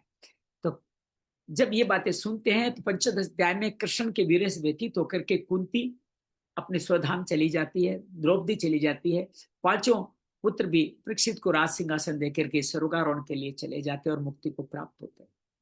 महाराजा परीक्षित और दिग्विजय होती है 16 अध्याय में। धर्म और प्रति का संवाद होता है, किस तरह से दोनों व्यथित है ये बात बताई जाती है, उनको कैसे कलयुग दमन कर रहा है। आज भी कलयुग में धर्म और पृथ्वी का दमन होता ही जा रहा है। पृथ्वी का जो दोहन हो रहा है, पृथ्वी में जो प्रदूषण डाला जा रहा है, पृथ्वी को दवाओं के द्वारा जो भ्रष्ट किया जा रहा है, ये सब पृथ्वी के दुख ही हैं। और उसके बाद महाराज परीक्षित के द्वारा धर्म के 3 पैर दिए जाते हैं, कलयुग का दमन किया जाता है, कलयुग को 5 स्थान दिए जाते हैं, द्यूत, शराब, मद्यपान, व्यभिचार, हिंसा और स्वर्ण। और पहले शिकार स्वर्ण ही परीक्षित बनते हैं। वो स्वर्ण का मुकुट पहन करके शिकार खेलने जंगल में जाते हैं, सनीक ऋषि का अपमान करते हुए उनके गले में मृत सर्प डालते हैं। उनके पुत्र राजा श्रृंगी बिना राज ऋषि कुमार उनको बिना सोचे समझे श्राप देते हैं, 7 दिनों में तक सर्प आपको मार डालेगा। और आज हमने अध्याय में देखा, परीक्षित जब घर आते हैं उनको पता चलता है मुझसे गलत कार्य होता है, तुरंत खेत पर करके अपने लिए सजा की कामना करते हैं। तुरंत वहां ऋषि पधारते हैं और बताते हैं कि आपको 7वें दिन तक से काट जाएगा। महाराजा परीक्षित तुरंत अनशन व्रत लेके गंगा के तट पर सुख ताल जाते हैं, अपने वैराग्य के वस्त्र धारण करके ध्यान आदि करते हैं। तभी समस्त ऋषियों की श्रृंखला वहां आ जाती है और उनसे अपने 2 सवाल पूछते हैं। और तब वहां सुखदेव जी भी आ जाते हैं, उनसे भी 2 सवाल पूछते हैं। सूत जी ने यही अध्याय संपूर्ण किया। प्रथम स्कंद हमारा समाप्त हो गया। अब द्वितीय स्कंद में प्रवेश करेंगे। द्वितीय स्कंद में पहले स्टार्ट में ध्यान की विधि और भगवान के विराट स्वरूप का वर्णन होगा, तभी सुखदेव जी आगे बढ़ेंगे। आइए, बस ये मैंने आपको प्रथम स्कंद का दोबारा एक बार कर, हर स्कंद के बाद में हमेशा किया करेंगे, ताकि उस स्कंद के बारे में हमारी स्मृति दोबारा जागृत हो जाए। फिर भी आपको स्कंद के संबंध में कोई भी मन में सवाल हो, कोई बात लगता है समझ में नहीं आई हो, तो उसका वीडियो मैं आपको दोबारा भेज दूंगा, उसको आप देखिएगा, समझिएगा। मन में कोई सवाल हो तो अवश्य लिखिएगा। आपके मन में भी कोई बात है तो आप कह सकते हैं। उम्मीद है हमने प्रथम स्कंद 12 स्कंद का एक 12वां भाग, मातम के सहित 12वां भाग समझा जा सकता है कि हमने 20 दिन में ये संपूर्ण किया है। लेकिन देखा जाए तो 335 दिन के हिसाब से तो ये 12वां भाग नहीं हुआ है। अभी तक हमने 10% ही लगभग किया होगा। 10% भी कहाँ किया, 200 दिन में कहाँ पूरी होने वाली है। हमने 6-7%, 6%, 16वां भाग शायद अभी तक हमने संपूर्ण किया है। लेकिन आप सबका प्रेम कृपा बनी रहेगी तो भगवत कृपा से ये और भगवान के श्री चरणों की गाथा इसी तरह चलती रहेगी। बहुत बहुत धन्यवाद, बहुत बहुत आभार। कुछ मन में भाव है तो आप कह सकते हो। एक सवाल था, अश्वत्थामा जी इतने भले आदमी नहीं थे, फिर उनको अमृतत्व क्यों मिला? अमृतत्व सजा है, अमृतत्व सजा के रूप में मिला है। जब अच्छा, आपका जीवन में कोई आपका सम्मान नहीं करता हो, आपकी मुकुट निकाल के माथे में घाव बन गया हो, उसमें खून हमेशा रिश्ता रहता हो, आपके बाल मूड़ दिए गए, आप जहां रहते हो वहां से निकाल दिया गया हो, उसके बाद जीवित रहने को कह दिया जाए, इससे बड़ी सजा क्या होगी? क्या देखो, सजा है? आप से मार दे उनको तो उनकी सजा मुक्ति हो गई ना उनकी तो। नहीं, बाकी जो सप्तजीवी है, बाकी 6 तो महात्मा है, यही एक पापी है। जी जी जी, बिल्कुल। हमें ऐसा लगता है पापी है, ये हमें अभी विधान देख रहे हैं, लेकिन परिणाम नहीं देखे। मैं आपको एक और अद्भुत घटना आपके सामने रखूं तो आप समझ जाएं भगवान क्या करना चाहते हैं। ये मनवंतर जो अभी चल रहा है, इसके व्यास है श्री कृष्ण देवपायन वेद व्यास जी। और अगले मनवंतर के व्यास होंगे अश्वत्थामा। अच्छा, और अश्वत्थामा ही कली जो जन्म ले, कल की जो अवतार लेंगे, उससे भगवान ने उनको मदद करने के लिए 7 चिरंजीवी छोड़े हैं। सबसे बड़ा रोल अश्वत्थामा का होगा। अश्वत्थामा के पाप का निराकरण तब होगा जब धरती के कष्टों का सारा जो पाप उन्होंने थोड़ा सा किया था, तब तक बहुत बड़ा फैल जाएगा। एक तो आपको कहे आपने इतना बिखेरा, इसको समेट दीजिए। आपको कहे पूरा शहर पूरा देश साफ करना है, तो आपको कितना बड़ी सजा मिल गई। तो उनको कहा गया कि 5,000 4,30,000 साल बाद में तक आप जीवित रहोगे, और वहां पर आप सारा जो बिखेरा पाप बिखर जाएगा, उसको कल्कि के साई के रूप में उससे उनको पूरे संसार को शुद्ध करके सतयुग लाओगे। ये कार्य सौंपा गया है अश्वत्थामा को। इसीलिए उनको जब सतयुग प्रारंभ होगा तो पहले जो व्यास होंगे अश्वत्थामा होंगे, अपने कर्तव्य से होंगे। तो भगवान का विधि विधान ग्रंथों का बहुत अद्भुत है। हमारे मन में भी भाव आता है। ये अश्वत्थामा द्रोणाचार्य के पुत्र थे, अपने दुर्योधन के अत्यंत सखा थे, उसको अत्यंत प्रेम करते थे। प्रेम बसी अपने सखा को प्रसन्न करने के लिए उन्होंने ये नीच कर्म किए, और था उसके बाद में उनको सजा भी बहुत बड़ी मिली है। विश्वास कीजिए, कभी आपके जीवन में इतने चारों तरफ घाव हो जाए, लोग इच्छा मृत्यु की मांग करते हैं, भगवान भी उनको इच्छा मृत्यु, हमारी सरकार भी आजकल देती नहीं, और सड़ते हैं। सड़ते रहना आसान है या इनको तो इच्छा मृत्यु भी नहीं है, ये चाहे तो मर भी नहीं सकते। नहीं मर सकते, इनको नहीं आने वाले। हाँ, ये इच्छा भुगतना ही मृत्यु एक पड़ेगा। अलग चीज है। इनको इच्छा मृत्यु का मतलब यह है कि हम जीवन मेरा समाप्त हो गया, मुझे अब कुछ नहीं चाहिए, तो मैं नहीं, कहती हूँ भगवान मुझे मृत्यु दे दो। मूर्ति दूसरों से मांगना कि मुझे मार दो, उनको वो भी नहीं मिलने वाले। कोई मार भी दे तो मरेंगे नहीं, उनके घाव हाँ, लगेंगे लेकिन वो मरेंगे नहीं, अमर। वो सजा है, वो सजा है। तो क्या मिलेगी इससे बड़ी अच्छा, सजा क्या मिलेगी?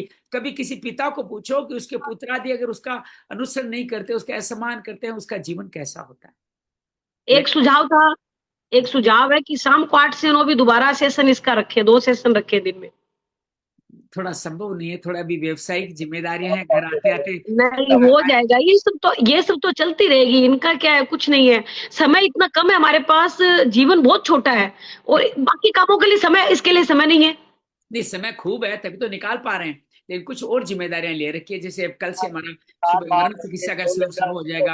8 से 9, शाम को 8 से 9 बोल रही हूँ, अब 9 से 10 रखो, 8 से 9 तो रखो। घर आते लोग आते 12 थोड़ा बजे तक, शरीर भी 12 बजे तक सोते ही नहीं है, रील देखते रहते हैं। नहीं, मेरे को 8, 8:30, 9 बजे तक सोने की आदत पड़ चुकी है, 3, 3:30 बजे उठने का हो जाए। 8 से 9, 8 से 9 शाम को, जैसे अभी चल रहा था बीच में, इसमें बहुत अच्छा विचार समय था करूंगा, वो। सभी साथी कहेंगे तो विचार करूंगा। आज मधु शर्मा जी, आबा मधु शर्मा भी पधारी है, आपका अभिनंदन है, स्वागत है, आप सब लोग पधारे और तो इसको इतना इतना लंबा समय, इतना लंबा समय है ना, इसलिए थोड़ा छोटा करेंगे इसको। फिर दूसरा ग्रंथ शुरू करेंगे, मुझे बहुत अच्छा लग रहा है।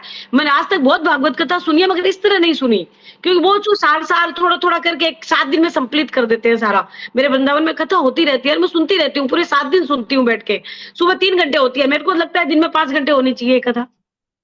मेरा भी यही मानना है, कथा 2 भागों में होनी ही चाहिए। हाँ, 3-6 घंटे, कम से कम 6 से 8 घंटे तक कथा होनी चाहिए, और कथा के साथ में मूल भागवत का पाठ होना चाहिए। और कथा करने वाला व्यक्ति, जैसे हमने अध्याय वाइज बात की है, उस हिसाब से बात करे। उस मूल अध्याय भागवत तो पाठ से करते जो हैं बात वो, पर हमें दूसरी पता नहीं चलता, वो बगल में बैठे रहते हैं, तख्ते के बगल में पढ़ते रहते हैं। तो मूल भागवत जो करवाते हैं उनको मूल भागवत का श्रवण भी करना चाहिए, और उसके लिए सर्वर श्रवण भी करना चाहिए। जैसे हमें सौभाग्य मिला था गांव में करने का, ऐसा सौभाग्य मिले वो आप। मैंने पहली बार सुना है, और ये जो आपसे सुन रहे हैं ना, वो अद्भुत है, मेरे लिए बहुत अद्भुत एक एक्सपीरियंस है, क्योंकि मैंने अब वो, मेरे को लगता है वो कथा मैं सुनूं कि ना सुनूं, उनके प्रति मेरे भाव कम होने लग गए।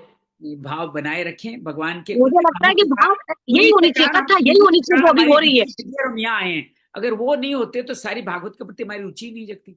तो प्रथम कक्षा के विद्यार्थी को कै ख सिखाया जाता है, उन्होंने कै ख सिखा के आपकी रुचि जागृत कर दी है। अब आप उच्च क्लास में आ रहे हो, तो उस कक्षा में आने के लिए प्रथम कक्षा तो पार करनी पड़ेगी ना। मैं तो वृंदावन को भागवत नगरी बोलती हूँ, वहां एक समय में 50 जगह कथा होती है। बिल्कुल होती है, भागवत का स्वरूप बदल रहा है, भागवत का व्यवसायिक स्वरूप हो रहा है। चिंता वो की बात, व्यवसाय की है, व्यवसाय की है वो, मतलब चिंता की बात इतनी है, इतनी चिंता की बातों को बात है, टच ही नहीं लेकिन करते। लेकिन मुझे लगता है कि फिर भी ये सब लोग धर्म की संस्थापना के लिए कुछ थोड़ा बहुत कार्य तो कर ही रहे हैं। करते हैं, मगर ऐसा होना चाहिए कि दोनों अगर टाइम युद्ध होनी नहीं चाहिए होगा कथा। तो जो लोग व्यवसाय इनमें जो धन आदि लगाते हैं, उनका तो कोई गलत कार्य हो नहीं रहा। वो तो धन शुद्ध कार्य में लगा रहे हैं। अब वो करने वाला किस भाव से कर रहा है वो अलग मसला है, लेकिन वो उनका धन सद्गुणों में लग रहा है, तो उनका धन गलत कार्यों में जाने से बच रहा है। उतना धन तो किसने, अच्छा, लाखों एक बच बात करके, तो लाखों रुपए से उसके परिवार का विनाश तो नहीं होगा। हर रुपए नहीं का हो, भोग या भगवान की स्तुति, दो ही हो सकता है, या नाश कर लो भोग के द्वारा, या भगवान की स्तुति के अमर कर दो। तो जो कुछ हो रहा है वो आज के इस कलयुग का समय देखिए। 5032 साल, 5000 साल पहले युधिष्ठिर को इतने अपशगुन हुए थे, राजा परीक्षित जैसे को कलयुग के कारण इतना बड़ा दंड भुगतना पड़ा। तो सोचिए 5000 साल में कलयुग कितना आगे बढ़ गया है। यहाँ कथा में इतने आज आएगा कि ज्यो ज्यो कलयुग आगे बढ़ेगा, सारे नियम निर्धारण अलग होते चले जाएंगे, छोटे होते चले जाएंगे। इतना भी कर लो तो कल्याण हो जाएगा। पीछे भी जप का महत्व आया था, तो उस हिसाब से एक एक करके महत्व आ जाएगा। तो भगवान भी बहुत सारे रास्ते आसान करते जा रहे हैं। तो इसलिए समझो जो कुछ हो रहा है वो भगवान की मर्जी से ही हो रहा है। हाँ, बीच में कभी कभार ऐसा शुद्ध कहने सुनने का मौका मिले तो वो भगवान का प्रसाद मान के ले लेना नहीं, चाहिए। देखो इस भागवत में हम भागवत जी के हर अंग को टच कर रहे हैं, जबकि वहां उस भागवत में हर अंग टच नहीं होता। वो तो सिर्फ खाली कहानियों पे, भजनों पे, उसी पे विस्तार लेते हैं। मैं ठीक कहता हूँ, वो जो समझ लीजिए वो रील है और ये पूरी फिल्म है, बस यूँ समझ लीजिए वो रील है और ये फिल्म है, ये होता रहेगा, ये होता पर रहेगा। इस तरह तो जो भागवत करना चाहते हैं उनके साथ धोखा हो रहा है। कोई बात नहीं, ये भले ही धोखा हो, लेकिन उनकी भाव होना चाहिए ना। वो भी तो यही चाहते हैं आज की डेट में। पंडितों कहते हैं मेरी शादी ब्याह बिना फेरे रात को कराना, दिन में नहीं कराना। पैसा देते हैं कि 1.5 घंटे में आप हमारा फेरे करा दो। तो इच्छाएं तो सब हमारी है ना, जैसे नहीं, हम अब इच्छा करेंगे वैसे साधन क्रिएट हो जाएंगे। अब जैसे आप पढ़ रहे हो, इस तरह कितने दिन में हो सकती है कथा, मिनिमम बताओ। मैं समझ रहा हूँ इस तरह पढ़ने सुबह से लेके मान लो हम 6 घंटे। नहीं सुनो, अगर 6 घंटे, जैसे मेरा भाव है कि 6 घंटे भागवत होनी चाहिए, तो 6 घंटे हाँ भागवत हो, तो मुझे लगता है कि ये 6 का भाग दे दो 300 के अंदर, तो 50 दिन लगेंगे। मतलब 2 महीने समझे मैक्सिमम। 2 महीने में कथा हो जाएगी। 51, अब 51 दिवसीय कथा का आयोजन करते हैं, 51 दिवसीय। 51 दिन से कथा में हो जाएगी, उसमें पूरा तो सब आप संस्कृत भी आप आएगी, संस्कृत भी साधक, आएगी, भाव भी आएगी। 51 दिनों की कथा में पूरा, उसमें दिन भर आदमी यही करेगा ना, और करने वाले श्रोता भी ऐसे ही चाहिए कि जो हर वक्त उस भाव में लीन रहे। तो क्योंकि हाँ तो करने अब आप महाराज हो, अब वाले श्याम जी महाराज हो हमारे, और हम आपको 51 दिवसीय कथा के लिए वृंदावन में आमंत्रित कर रहे हैं। 51 दिवसीय अपने घर गृहस्थी, अपने व्यावसायिक सब वो सब करके करेंगे। 51 दिवसीय वहां निवास करें। मैं भी स्वाध्याय कर रहा हूँ, ये भी आप कहने लायक आप ही नहीं, टाइम निकालिए। पूरा ये 51 स्वाध्याय पूरा हो जाएगा 51 दिवसीय, तब 51 करेंगे। दिवसीय सुनानी है मुझे, सुनानी है, वृंदावन में वास ये करके स्वाध्याय सुनिए। पूरा हो जाए, जब इस श्रीमद् भागवत का एक एक शब्द, एक एक संस्कृत का शब्द, एक एक बात, एक एक कथा मेरे बैठ जाए। जैसे मैं अभी आदरणीय गुरुदीप साहब, हमने साधक संजीवनी पढ़ी, अब गीता का एक एक शब्द, एक एक अक्षर, एक एक कथा, एक एक शब्द कहीं न कहीं अंतर मन में विराजित है। नहीं हो जाएगा, नहीं धीरे धीरे बहुत शुद्धि आ रही है, पहले संस्कृत इसको बहुत पूरा अच्छी हो रही है। पढ़ेंगे। पहले तो ये जो कर्म है, चाहे 200 दिन में हो, 250 दिन में हो, 300 दिन में हो, जैसा ईश्वर कर चाहेंगे वैसा करवाएंगे, ये पूरा करेंगे। उसके बाद भी कोई 51 दिवसीय या किसी बारे में बातचीत पे आगे बढ़ेंगे। अब वृंदावन में हम उनकी व्यवस्था करेंगे, सारी व्यवस्था करेंगे, जो 51 दिवसीय नियम कर्म वचन से सुनेंगे तो हाँ बिल्कुल उनको वही पूरा नियम कर्म करेंगे। वचन होगा। पहले एक इसको समय पूरा भोजन संपूर्ण मिलेगा, करते हैं, पहला एक संपूर्ण समय करते हैं। भोजन के साथ, रोज अब जैसे जैसे आज गाँव में मैंने, करी थी। अब द्वितीय स्कंद के प्रथम 5 अध्याय में पढ़ूंगा, पहले 5 अध्याय पढ़ूंगा, और फिर उसको स्मरण करके मन में कहीं कहीं कोई भूमिका बनाऊंगा कि इन विषयों से जुड़ी हुई वर्तमान समय में क्या क्या विषय हैं जिनको विषय से जोड़ दिया जा सकता है। कुछ भगवान की कृपा होती है, कुछ पढ़ते पढ़ते भी कुछ विषय आ जाते हैं कि हमारे जीवन में। यही भागवत करने का मतलब है, भागवत के अलावा इतर विषय नहीं लाए। भागवत के श्लोकों से जुड़ा हुआ अगर कोई भाव मिलता है, उसको भी लंबा चौड़ा विस्तार न करें कि भागवत लाखों लाखों शिक्षाएं हैं, तो उस शिक्षा को बस थोड़ा सा आप टच कर दे लोगों को। लोग बहुत समझदार हैं, समझ ना हो नुक्ते में समझ जाएंगे, समझ ना हो नुक्ते में समझ। हमने कहा 5 तरीके से गुरु का सम्मान करना है, समझ जाएंगे, विस्तार से कितना ही करो क्या फर्क पड़ेगा। मैं बीच बीच में लिखती भी हूँ यहाँ बैठ के, जो विषयों को विशेष बात होती है उसको मैं लिखती आपके हूँ। सबको आजकल हम अच्छा विवरण भेज रहे हैं संक्षेप में, उसको भी आप देखिएगा। उस विवरण का कभी पुस्तिका के रूप में मैं प्रकाशित कितने लोगों को भेज दिया लिंक वगैरह सब, कोई मतलब मेरे को लगता है कितने दुर्भागी है लोग। कोई दोष नहीं है उनके जीवन में, जब भगवान की मर्जी होगी, इच्छा होगी, तभी वो पदार्थ पाएंगे। मतलब 2 घंटा रील देख लेंगे, 2 घंटा रील देखेंगे। हमने भी तो जीवन के 60 साल बिता दिए हैं, हमने भी कौन सा सारे कर्म सब उत्तम ही करे हैं। उसके बावजूद भी भगवान ने कृपा करके यहाँ बैठा दिया है ना, तो उन सब पे भी कृपा होगी। कई जन्मों की यात्रा है। बीज नया भी कर्म नाशो, भगवान गीता में कहते हैं बीज का नाश नहीं है, ये पलवित पुष्पित समय आने पे होगा ही होगा। तो ऐसे सबके जन्म में होगा, सब जन्म में होने वाला। जी गुरुदीप भैया कुछ कहना है आपने? बहुत कुछ बहुत कुछ बहुत कुछ। जी जी जी जी। मैं बिल्कुल छोटे से मैं बोलूंगा कि एक तो अगर यदि कोई, भगवान ने हमारे को बताया 3रे अध्याय में, मैं फिर बार बार इस चीज को बता रहा हूँ कि एक तो दोष दृष्टि नहीं रखनी, जी इससे बिल्कुल बचना है, बिल्कुल जबरदस्त तरीके से। हम्म, दोष दृष्टि रखी तो उसका जो मतलब पाप है वो हमारे ऊपर ही आने वाला है, ठीक है। बिल्कुल सही। और यदि कोई पैसे लेकर भी गीता कर रहा है, जहां तक मेरा मानना है, तो कम से कम भगवान का नाम तो ले ही रहा है। वो हाँ यहाँ हाँ, पर मैं भी यही कह रहा हूँ, मैं भी यही कह रहा हूँ। हाँ क्योंकि कलयुग में हर चीज अब भ्रष्ट होती जा रही है, हर चीज सूक्ष्म हाँ, रूप में होती जा रही है। कैसे भी हो, नाम तो लिया जा रहा है। भगवान खुद कह रहे हैं नाम लेना ही कल्याण का कारण है। आज कोई गुरुवाणी का कोई वादन कर रहा है तो उसका कल्याण हो रहा है, उसका हो रहा है, उसमें कोई संशय मत रखिएगा। बस ठीक है, कईयों के मेरे जैसे पापियों के पाप इतने गहरे हैं कि भगवान के तुम्हारे नाम से नहीं, तुम्हें पूरा पढ़नेगा तभी मुक्ति मिलेगी। तो ऐसा बिल्कुल भी सही होता बात है, है। जैसे भगवत की इच्छा होती है वहां वैसा कर लिया जाए, तो उसमें कोई प्रॉब्लम वाली बात नहीं, कोई समस्या नहीं। जो हो रहा है शुद्ध हो रहा है, आलोचनात्मक भाव नहीं रहे कि वो ऐसा ना रहे, कर रहे हैं क्या नहीं करें, सही सब बात। अच्छा करें। अगर वो ऐसा नहीं करते तो मेरी भागवत के प्रति रुचि नहीं आती। रुचि नहीं आती, बिल्कुल नहीं आती, किसी भी हाल में नहीं आती। ये तो तो ये ये तो बात बहुत तो अच्छा हो करने रहा की है जो रुचि कुछ। आ रही है। और भगवान बहुत दयालु है, वो अपने आप धीरे धीरे स्टेप बाय स्टेप, पहले उन्होंने पूर्व जन्म की आसक्तियों के, जो मुझे आसक्तियां थी उनको पूरा करके उनके से मुक्त किया, और फिर कहा कि अब तुम आगे शुद्ध हो रहे हो, अब आगे थोड़ा थोड़ा बढ़ जाओ। अब तुम यहाँ नहीं फिसले तो मैं देखूंगा क्या करूंगा तुम्हारे साथ, अभी तो तुम आगे बढ़ते रहो। तो ये बिल्कुल। आगे बढ़ने का मार्ग देना कान की बहुत बड़ी कर। और जो कुछ भी मिल रहा है उसको तो प्रसाद समझ के स्वीकार करो, हमने क्यों अपनी ये करने हैं, बिल्कुल कोई ये। स्वाद हो हाँ। जाता है, ठीक है। कुछ चीजें कई जगह गलत हो रही है तो विश्वास कीजिए, जो गलत करने वाले लोग हैं, जो अपने धर्म का निर्वाह ढंग से नहीं कर पा रहे हैं, उनके जीवन में भी समस्याएं आएगी। जी। उनको भी कर्तव्य का फल तो भुगतना ही पड़ेगा। भुगतना ही पड़ेगा, हर हाल में तो भुगतना होने पड़ेगा। वाला है, तो फिर क्या मैंने होगा? क्या जो कर रहे हैं उनको करने दीजिए, जो करने करने दीजिए। भगवान की माया के अनुसार ही सब कुछ हो रहा है, ये मान के चलिए। नहीं तो हम्म परीक्षित को इतना बड़ा दंड क्यों मिलेगा, जब भगवान हम्म के साथ एक गर्भ में रहे हैं। और भगवान के इतने दिग्विजयी धर्म के राजा थे, उनके उनके ऐसा क्यों मिलेगा? कि भगवान की माया है, तभी तो कलयुग को भेजा। कलयुग का दमन करते समय स्वर्ण उनको और देना पड़ा, स्वर्ण देते ही उनका उनका खुद का अंत हो गया। तो तात्पर्य ये कि सब माया होनी की है, और वो हमारे लिए कल्याणकारी है, ये मान के चलिए। जैसे कोई पिता किसी को बच्चे को डांटता है, कुछ करता है। आज मैं एक पिता पुत्र की कहानी सुन रहा था, पढ़ रहा था, बड़ी अद्भुत कहानी थी। कि एक आईएएस बने हुए एक पुत्र ने लिखा, अपने एक कहानी लिखी। वो ये कहते हैं कि मेरे पिता गांव में रहते थे, उनके पास मुझे पढ़ाने लिखाने लायक कुछ नहीं था, बहुत कम कमाते थे। वो मुझे रात रोज एक बचपन से ही एक ऐसी बंजर पथरीली जमीन पे ले जाते कि यहाँ हमें खेती करनी है, और मुझे हाथ में हथौड़ा दांती कुछ दे कुछ खोदने को कहते। मैं बहुत गुस्सा होता, लेकिन वो डांटते थे मुझे, रुकना नहीं, करना पड़ेगा, नहीं तो रोटी नहीं मिलेगी वगैरह वगैरह, जो दंड का प्रावधान करते थे। और क्या, मैं 15-16 साल तक वही करता रहा। मेरा उनके प्रति नफरत बढ़ती जा रही थी, लेकिन मेरा शरीर बुद्धि सब समृद्ध होती जा रही थी। 16-17 वर्ष की उम्र में कोई साधन मिला और मैं पहुंचा, और मैंने जो काम लोग 10 साल में करते हैं, वो इतनी मेरी शरीर और मेरी बुद्धि इतनी विकसित हो चुकी कि मैं 2-4 साल में ही ये बन गया, आईएएस ऑफिसर बन गया। लेकिन पिता के प्रति मेरी नफरत नहीं गई, मैंने उनको कभी क्षमा नहीं किया। और मेरा मानना है, हर पिता को पुत्र क्षमा न करें, ये पिता की सफलता है। तो वो वहां पे क्षमा नहीं किया। पिता की मृत्यु पे गांव आया, तो गांव के सरपंच ने उनको पिता का पत्र दिया और एक कागज बताया कि ये जो जमीन जिसमें तेरे पिता खेती करते तो मेरी थी। अपने जितनी कमाई 10 रुपए कमाते तो 5 रुपए मुझे देते थे, और ये कहते थे मुझे इस जमीन पे काम करने, और सिर्फ तेरी खुदाई, अपने जीवन का आधी कमाई केवल तेरे खुदाई करने में लगा, जिस कारण से इतना बड़ा बना।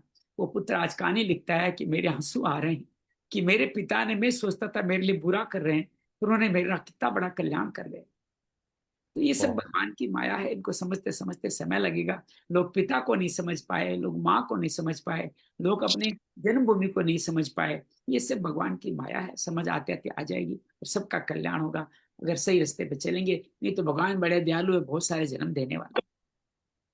प्रभु जी, मैंने ना अपने सेंटर्स पे ना एक लाइन लिख रखी है, और कई जगह समझ के ना ये लिखा, you are under CCTV surveillance of God. बहुत बढ़िया, बहुत सुंदर, सही कह रहे हैं। हर वक्त उनकी निगाहें, हर कर्म पे निगाहें, आपके अंदर भी है बाहर भी है, हर एक में। जी मिनी, कुछ कहना है आपने? थोड़ा विलंब से आए आप। बहुत बहुत धन्यवाद, समय ज्यादा हो गया, माफी चाहता हूँ, फिर मिलेंगे हाँ फिर। जी, सोनी जी, मैं ये कह रही थी, आप पहले तो मेरा प्रणाम स्वीकार कीजिए, और आप बहुत अच्छे से समझा रहे हो, आपका हम मिस नहीं करना चाहते। बस यही है कि आज मैं लेट थी, मेरी योगा की क्लास थी, मैं करवाने जाती हूँ। कोई बात नहीं, आप वो काम भी कीजिए, जब भी फुर्सत मिले। आप योगा कराते ध्यान करते भी ये कान में लगा के भी सुन सकते हैं, 40-50 मिनट, 50-55 मिनट का है, इसको सुने जरूर, इसको पढ़े भी। इसको पढ़ने कई बार सुनने का मौका मिले, बहुत संक्षेप में, सिर्फ 1 या 2 मिनट लगेगा आपको उस पढ़ने में। वो जैसे आज आपने सुनाया, तो इनका यूट्यूब का लिंक भी साथ साथ ही भेजिएगा, ताकि मैं इनका भेजता मिस हूँ, हो रोज गया वो भेजता हूँ। पढ़ेंगे। आप ग्रुप में जुड़ी हुई है, उसमें लिंक, जो वीडियो डालता हूँ उसमें यूट्यूब का लिंक होता है साथ ही। उसमें जैसे 5, 6, 7, 8, 9 सबके होंगे। हाँ बिल्कुल, सबके हूँ। ठीक है। आप उसमें जाएंगे, प्लेलिस्ट खोलिएगा, प्लेलिस्ट में श्रीमद् भागवत स्वाध्याय खोलिएगा, लाइन से मिलेंगे आपको उसमें। मैंने ना बुक ले ली है गोरखपुर वालों की, गीता प्रेस की, बहुत बड़ा, पर बहुत मुझे आपको बताना पड़ेगा कि कल मैं किस पेज नंबर से बड़ा। पढ़ूंगी। द्वितीय स्कंद पे पहुंच जाइए। द्वितीय पेज तो नहीं बता पा रहा हूं मैं, द्वितीय स्कंद पे पहुंच दूसरे स्कंद हम समझ नहीं पाएंगे। जाइए। दूसरा स्कंद, उसकी विषय सूची में जाएंगे, पलटते जाएंगे, दूसरा स्कंद आ जाएगा। मिल ठीक जाएगा, है। मिल जाएगा, मिल अच्छा, जाएगा। दूसरी बात ये कह रही थी मैं आपसे कि मर्मा थेरेपी कब होगी शुरू अब कल हमारी? कल से शुरू हो रही है, कल सुबह 6 बजे से। 6 बजे से? कल सुबह 6 बजे से मरम थेरेपी होगी, जो 7 दिन होगी, 6 से लेके पौने 8 तक चलेगी। 6 से लेके पौने 8 तक। 181 पेज है, 181 पेज है। अच्छा, हाँ। और दूसरी बात ये थी कि मान लीजिए मेरे को बीच में क्लास ब्रेक करना पड़ेगा, योगा के लिए मुझे जाना पड़ता है, तो फिर वापस मैं वहां से, जैसे आपके मरमा की भी है, तो वो मैं कैसे रिकॉल करूंगी फिर? कोई बात नहीं, हम आपको ग्रुप में मैसेज मैटर भेजते हैं, उस मैटर को आप पढ़ लिया करें, और ठीक फिर है, एक समय में जितना किया जा सके उतना तो किया जाएगा। ठीक है, धन्यवाद आपका, बहुत बहुत धन्यवाद। मंगल हो। तो भगवान जी ने ऐसी वाणी दी है कि जिस वाणी से आप इतने सारे जो शब्द निकालते हो ना, और तभी हमें अच्छे से समझ आ। अरे मैं खुद Actually, आश्चर्य करता हूँ कि ये शब्द आ कहाँ से रहे हैं। मैं यही तो उनको मैं आया कि आश्चर्य करता हूँ, ये ये जो भगवान शब्द क्या है क्या ना, करवा रहा है, ये कहाँ शब्द क्या क्या जुड़वा रहा है, क्या क्या करवा रहा है। मैं तो खिलौना बन करके चलता हूँ, वो खेल रहा है मेरे से, खेलने दो। बहुत ही भगवान अपने आप ऐसे ही काम होता कर है, रहे ऐसे ही समझ होता है जाती ये। है आपकी तो बात को। खेलने दे रहा हूँ कि खेलो ये भगवान, मुझसे खेलो, आपको खिलौना मिल गया, खेलो मुझसे, और वो मुझसे खेलते थे। भागवत की गति पे बैठने से, किताब हाथ में लेने से बहुत कुछ अपने आप आता है। बड़ा आनंद आता है, बड़ा इनके आनंद आता शब्द कितने है। अच्छे होते हैं कि हमें वो मतलब समझ आ जाता पूरा, जी जबकि हमें जी, कभी जल्दी से समझ नहीं आता। आपके शब्द इतने अच्छे होते हैं, करेंगे, तो देखिए शब्द भगवान ये भगवान व्यास गद्दी है, और इसको व्यास पखारेंगे, गद्दी बोलते हैं। भगवान और पखारेंगे, और शुद्ध करेंगे, और शुद्धता बरसेगी। बस आप साथ मत छोड़िएगा, बने रहेगा। हम बहुत तो पूरा चाहते हैं कि हम पे किशन जी की कृपा रहे और हम पूरा इसको सुन कृपा पाए। बनी रहेगी, उनकी कृपा बनी। बहुत बहुत धन्यवाद, बहुत बहुत। धन्यवाद सोनी जी, धन्यवाद। हरिओम। हरि